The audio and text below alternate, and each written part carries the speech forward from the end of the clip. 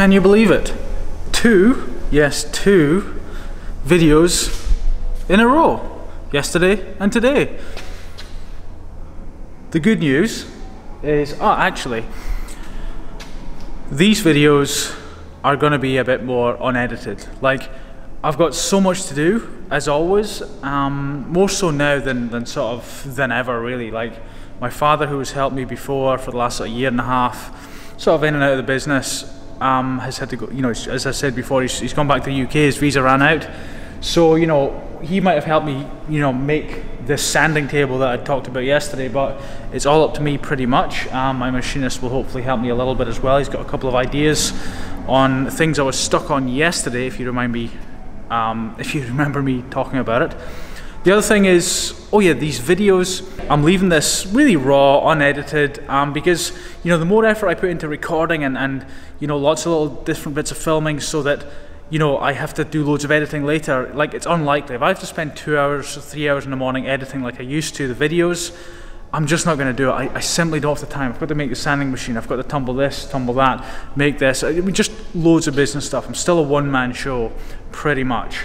So yeah, you get fairly raw, unedited video, which, you know, I think is better than nothing right now. This machine here, I sold for $555. Fantastic. The reason I'm excited about that is that I was expecting that I might have to get rid of it myself, essentially. You know, which means I've got to pay for it to go. But someone's bought it, $555. They're going to come and pick it up hopefully in the next week or two or something like that. Unfortunately, it cost me about $30,000. By the time I paid for it from the US and got it shipped over here, you know, forklift hire to take it off the truck and all that, like, just a big wasted exercise. But a learning experience, that's for sure.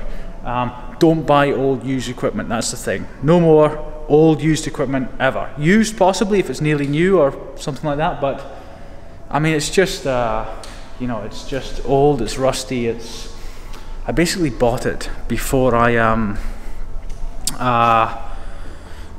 really understood. I had three sort of people I talked to in business, you know, my machinist and a couple of other people, and, you know, combined experience. They got like 100 years experience in business between them, amongst like across different categories and stuff. And all three of them say, don't buy used, just buy new. And in fact, one of them said, if you can't buy good new equipment, there's something wrong with your business.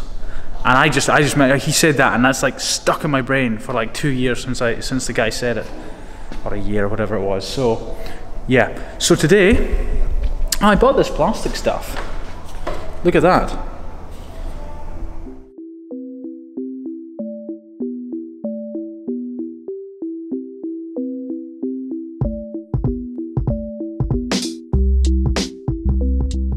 So you can probably guess what this yellow stuff is for.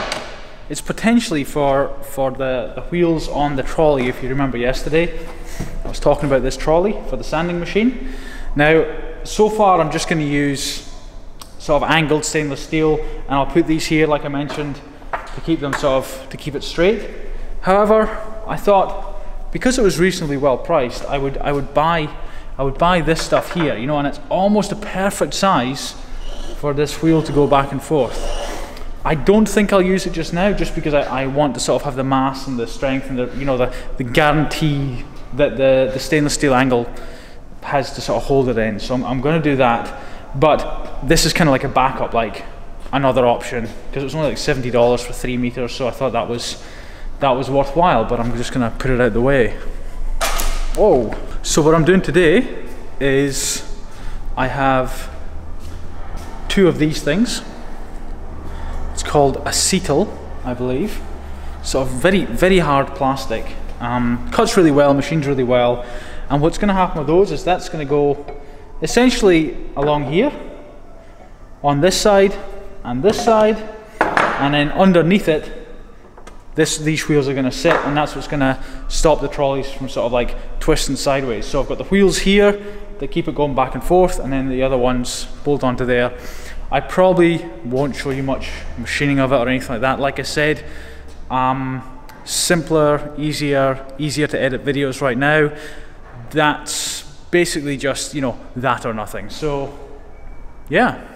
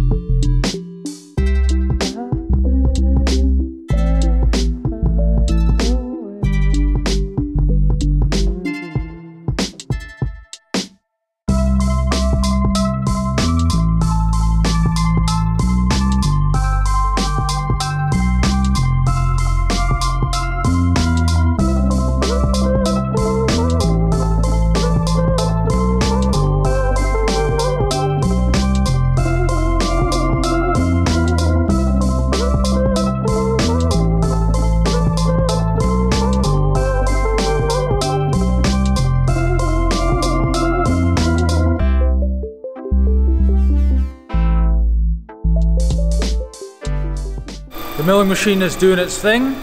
I am just skimming a little bit off those two plastic, I don't know, blocks. They're just a little bit too thick. I sort of tried to gauge what I need, but once you start putting things together, then you know, you kind of realize, oh, it's not going to work like this, it's not going to work like that. So once you get that done, I then have to just modify it a little bit more and just sort of to give some room for the wheels. Then bore holes vertically to put the sort of the horizontal wheels on, and then sort of bolt it all together, and then that's that part of that trolley done. Also, what I'm going to do is a bit of a noise from the milling machine. I have this block here. It is a bit of a beast, and the purpose of that is, wait a minute,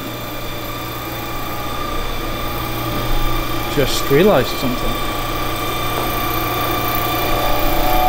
The purpose of this block was to put this in, but I've just realised the block is way too thick. It was meant to be, the block was meant to be 60mm thick, but I think it's about 80. I should have double checked in the shop. Damn it.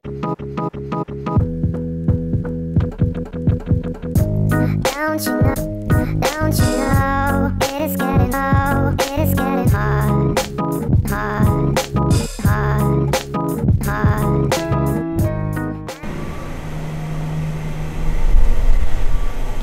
Getting there slowly,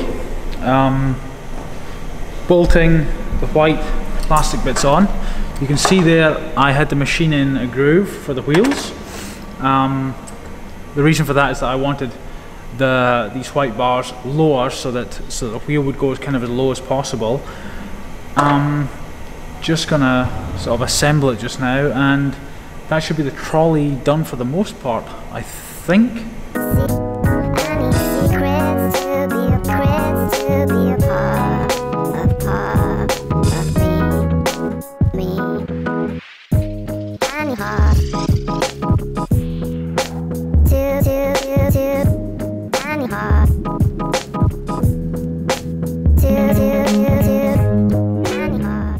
Today has gone pretty well. It takes so long just to do these little things. I mean, essentially all I've done today, been here 4 or 5 hours, late start, had some work to do in the morning, but essentially just modified these plastic things, put the wheels on, bolted it on. These bolts are too short, so I need to get new ones tomorrow, but that's it. It's a pretty substantial trolley. The more weight I can, I've got here, the more weight I can put in the middle, on the pots in the middle, and therefore sand sort of harder and more aggressively. That's the plan anyway, because the previous trolley, which was this one here, this funny little thing, that one started to, it was jumping because I put so much weight on the pots in the middle. The rest of the trolley was relatively light compared to the weight in the middle, so it would jump when you're sort of pulling it back and forth, which wasn't good. So by making this thing really substantial, which it is, I don't know what it weighs, it must weigh 5-6 kilos, something like that. which is about 12, 13, 14 of your American pounds. It means I can put that much more weight in the center. I think that might be me done here for today. I'm just gonna try it a little bit in the tracks, the tracks basically, and that might be me done.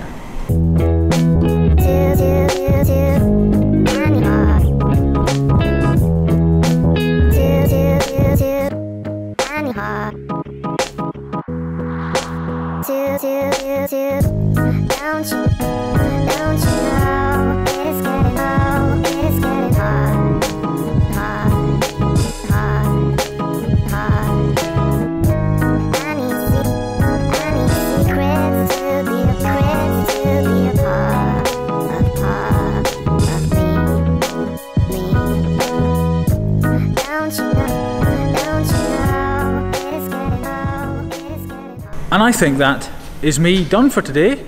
I got a lot of flack in the comments yesterday for not having a quote at the end of the video like I usually do. I didn't think it was such a big deal, so you know, I'll bring it back today. So today's quote is by Seneca, and he said, "Expecting is the greatest impediment to living. In anticipation of tomorrow, it loses today." Don't you know?